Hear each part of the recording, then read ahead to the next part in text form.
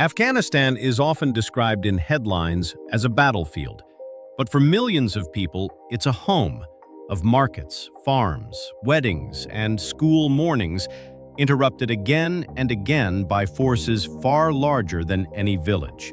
To understand the modern country, we have to hold two invasions in mind: the Soviet entry in 1979 and the US-led invasion in 2001. Different eras, different reasons, yet civilians carried the heaviest weight in both. In the 1970s, Afghanistan was already under strain. A coup, political crackdowns, and reforms imposed too quickly for many communities created fear, resistance, and a widening gap between cities and the countryside. In December 1979, Soviet troops crossed the border to prop up a fragile Allied government. In Kabul, power shifted overnight. For ordinary families, it meant curfews, raids, and the sense that the future had been taken out of their hands. The war spread beyond the capital. Villages became front lines, roads became checkpoints, and as fighting intensified, people did what people always do when survival is uncertain. They left. By the mid-1980s, millions of Afghans were refugees, many in Pakistan and Iran, others displaced inside the country. Camps turned into long-term cities of tents and cinder blocks, where childhood was measured in rations, not birthdays. Resistance fighters, often called the Mujahideen, received support from outside powers. The conflict became a Cold War proxy, and weapons flowed in.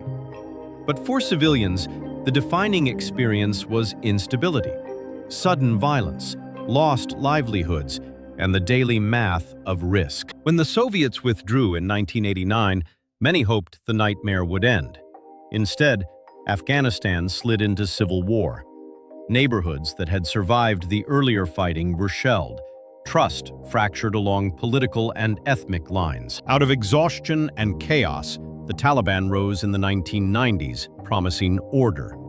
Some communities welcomed the end of lawlessness. Others experienced a harsh social regime, especially women and girls, whose freedoms narrowed dramatically. Then came 2001. After the attacks of September 11th, the US demanded that the Taliban hand over al-Qaeda.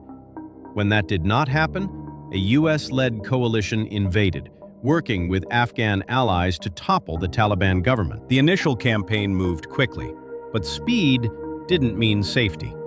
Airstrikes, shifting front lines, and uncertain intelligence pushed more families onto the road, carrying documents, blankets, and whatever could be lifted in two hands. A new Afghan government formed, backed by international aid.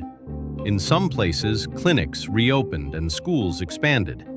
In others, corruption and insecurity hollowed out trust. Progress was real for some, and unreachable for many. As the years passed, the war changed shape. Insurgency, roadside bombs, and raids turned daily life into a set of routines. Which road to avoid, what time to travel, how to keep children close without trapping them indoors. Civilians were not just caught in crossfire. They were targeted, pressured, and recruited. Journalists, teachers, and aid workers faced threats. Entire communities learned to stay quiet because attention could be dangerous. In 2021, foreign forces withdrew and the Taliban returned to power with startling speed. Scenes of crowded airports flashed around the world, but beyond the cameras, another crisis unfolded: fear, job loss, hunger, and a scramble for basic stability. Afghanistan's story is not only invasion and war. It is also endurance. Families rebuilding walls, reopening shops, and finding ways to hope. If history has a lesson here, it may be simple. Strategies end on paper, but consequences live in people.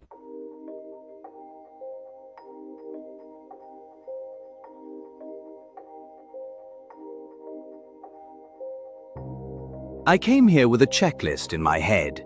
Routes, radios, rules, objectives. But Afghanistan doesn't stay on a checklist for long. What I remember most isn't the dust or the mountains. It's the faces at the edge of the road. The mother holding a child too still. The old man watching us like he's measuring what comes next. The kids who wave one day and disappear the next. You start to realize that every convoy, every checkpoint, every loud mistake lands somewhere. Usually in someone's kitchen, someone's farm, someone's sleep. Back home, people ask if we're making progress. Out here, progress can look like a clinic that opens and then closes when the threats come back. It can look like a school day that happens only when it's quiet enough. I'm trained.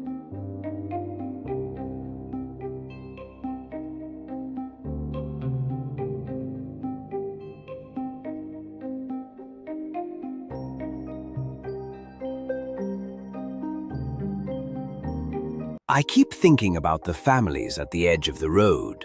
We roll through for 10 minutes, and they're left with the fear for 10 days. I don't want to be the reason a child stops trusting the world. You can think about them. I have to answer to them. When your convoy leaves, my men and I stay. Same streets, same faces, same rumors. If people don't believe we can protect them, they will turn to whoever can. I get that. But every time we search a house, every time we question someone in front of their neighbors, we make another enemy. We call it security, but it can feel like humiliation. And humiliation spreads fast. Then do it differently. Don't storm in like the door is already guilty. Use my officers, use the elders. Slow down. Respect is not softness here. It's how you keep a village from tipping. But if we hesitate when the danger is real, civilians pay first. Back home, they ask me if we're making progress. I don't know how to explain that progress isn't a graph. It's whether a school opens tomorrow, whether a clinic keeps its doors.